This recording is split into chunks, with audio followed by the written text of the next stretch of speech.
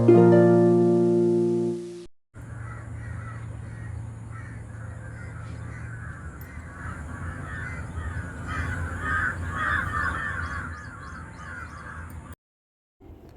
செல்லக்குட்டீஸ், good morning. எப்படி இருக்கீங்க?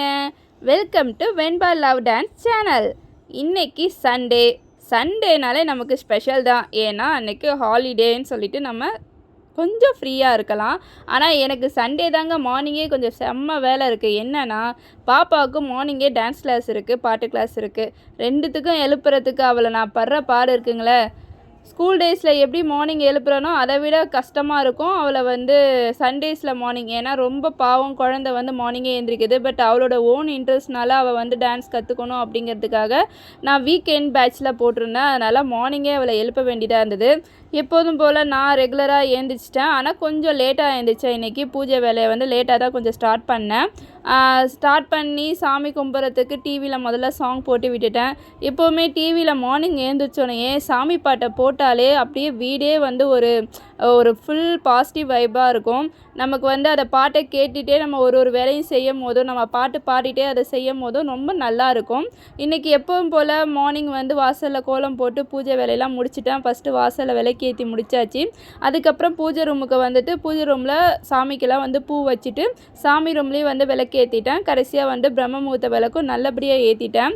இன்றைக்கி எனக்கு 30வது நாள் பிரம்ம முகூர்த்த விளக்கு ஏற்றுனது மனசுக்கு ரொம்ப சந்தோஷமாக இருந்துச்சு.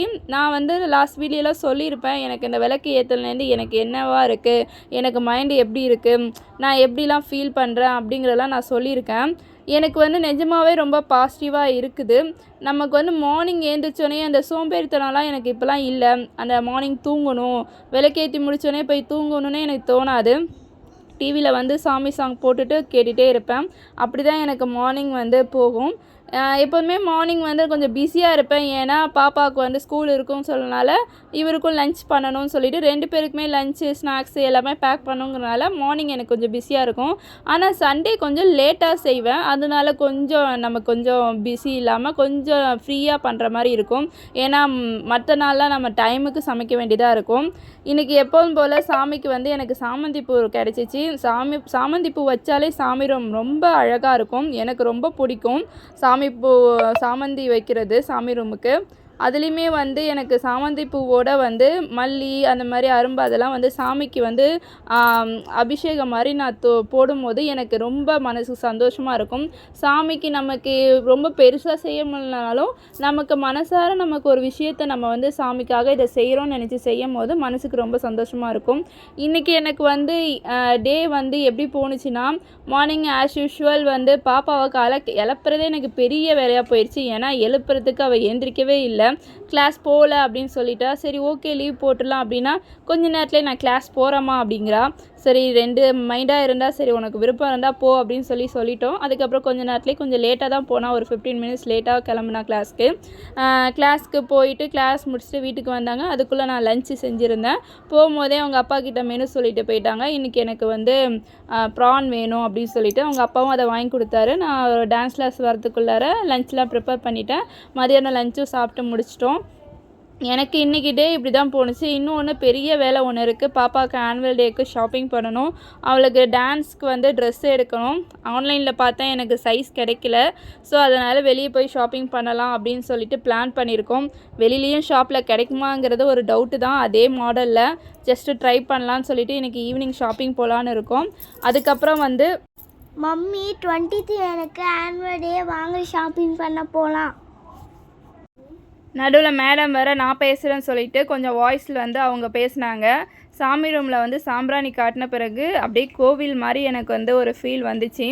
எப்போதுமே நான் ஒரு விஷயம் சொல்கிறது என்னென்னா, எதுக்காகவும் நம்ம ஃபீல் பண்ணிகிட்டு இருந்தோம்னா அதனால் நமக்கு எந்த ஒரு நல்லதும் நடக்க போகிறதில்ல. ஃபீல் பண்ணாமல் அதுலேருந்து நம்ம ஓவர் கம் பண்ணி வெளியில் வர்றது தான் நல்லது. அதை தான் நான் இதில் தெரிஞ்சுக்கிட்டேன். நம்ம ஃபீல் பண்ணுறனால என்னதாங்க நடக்க போகுது? ஒன்றும் நடக்க போகிறதில்ல.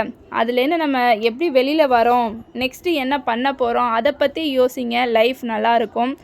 எனக்கு லைஃப்பில் நான் கற்றுக்கிட்ட ஒரு பெரிய பாடம் இப்போதைக்கு இதுதான். எதை பற்றியும் யோசிச்சிட்டே இருந்து ஐயோ என்னடா இப்படின்னு நம்ம நினைக்கிறனால ஒன்றும் ஆக போகிறதில்ல. ஸோ பாசிட்டிவாக நினைங்க, பாசிட்டிவாக இருங்க. எனக்கு வந்து பாசிட்டிவாக நினைக்கிறதுக்காக நான் முருகரை வந்து நினைக்க ஆரம்பிச்சிட்டேன். முருகர் எனக்கு வந்து அந்த மாதிரி ஒரு நினைப்பை கொண்டு வந்துட்டார்.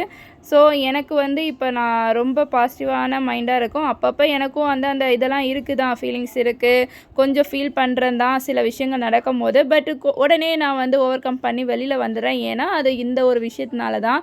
முன்னாடி அதை பற்றி யோசிச்சுட்டே இருப்பேன். என்னடா இப்படி இருக்கே, என்னடா இப்படி இருக்கே, எப்போ தான் நமக்கு சரியாகும் அப்படிங்கிறது இருக்கும். இப்போ எனக்கு கொஞ்சம் பரவாயில்ல. என் கூட இருந்தவங்களுக்கும் என்னோடய ரிலேட்டிவ்ஸ்க்கும் நான் சொல்கிற ஒரு விஷயம் என்னென்னா, நீங்கள் வந்து நம்ம வாழ்க்கை இப்படி தான் இருக்குமோ அப்படிங்கிறத நினைக்காம சீக்கிரமாக நம்ம வாழ்க்கை சரியாயிரும் அப்படிங்கிறத மட்டும் நினைங்க. ஏன்னா கடவுள் எப்போதுமே கஷ்டத்தை கொடுத்துட்டே இருக்க மாட்டார். என்னைக்காவது ஒரு நாள் உங்களுக்கான ஒரு நாள் வரும்னு நினைங்க. கண்டிப்பாக அது நிறைவேறும்னு நானும் கடவுள்கிட்ட வந்து வேண்டிக்கிறேன். கண்டிப்பாக அது வந்து லைஃப்பில் வந்து நீங்களும் சீக்கிரமாக ஒரு நல்ல நிலைமைக்கு வருவீங்க. அந்த நம்பிக்கை எனக்கு எப்போதுமே இருக்குது. உங்களுக்கும் அந்த நம்பிக்கை இருந்தால் சீக்கிரமாக வந்து நீங்கள் நல்ல நிலைமைக்கு வருவீங்க. நான் அதுக்காக சாமிக்கிட்ட நிஜமாகவே ப்ரே பண்ணியிருக்கேன். கண்டிப்பாக அந்த நாள் வரும் அப்படிங்கிறத நான் இந்த வீடியோவில் உங்களுக்கு நான் சொல்லிக்கிறேன். எல்லாருக்காகவும் சொல்லிக்கிறேன். ஏன்னா எல்லாரோட லைஃப்லேயும் வந்து ஏதாவது ஒரு குறை இருக்க தான் செய்யும். அந்த குறையை வந்து நம்ம வந்து நினச்சிட்டே இல்லாமல் அதுலேருந்து வெளியில் வர பாருங்கள். இந்த வீடியோ உங்களுக்கு பிடிச்சிருந்தா லைக் பண்ணுங்கள், ஷேர் பண்ணுங்கள், கமெண்ட் பண்ணுங்கள், மறக்காமல் சப்ஸ்கிரைப் பண்ணுங்கள். என்னை வீடியோ ரெக்கார்ட் கூட பண்ண விட மாட்றா என் பொண்ணு. இந்த வீடியோ வந்து நிஜமாகவே உங்களுக்கு வந்து ஃபுல்லாக பாருங்கள். நெக்ஸ்ட் வீடியோவில் பார்க்கலாம். மறக்காம வெண்பாலவுடன் சப்ஸ்கிரைப் பண்ணுங்க. பை பை மீடியா செல்லா குட்டீஸ். ஓகேங்களா? என்னை பேச விட மாட்டா. எப்போம்மா பேசுவேன், வாய்ஸ் ஓவர் கொடுப்பேன்னு கேட்டுகிட்டே இருந்தா. அதுக்கான காரணம் எனக்கு இப்போ தான் தெரியுது. அவள் வந்து கூட இருந்து பேசணும்னு சொல்லிட்டு. சரி, ஓகே மை டியர் செல்லக்குட்டீஸ், வீடியோ பிடிச்சிருந்தா ஷேர் பண்ணுங்கள், லைக் பண்ணுங்கள், கமெண்ட் பண்ணுங்கள், மறக்காமல் சப்ஸ்கிரைப் பண்ணிவிட்டு போங்க. அப்போ தான் எனக்கு வந்து மோட்டிவாக இருக்கும். நெக்ஸ்ட் வீடியோ எனக்கு போகிறதுக்கு ஒரு இதுவாக இருக்கும், என்துவாக இருக்கும். ஓகேங்களா? நெக்ஸ்ட் வீடியோவில் பார்க்கலாம். Bye bye. This is my sweet home.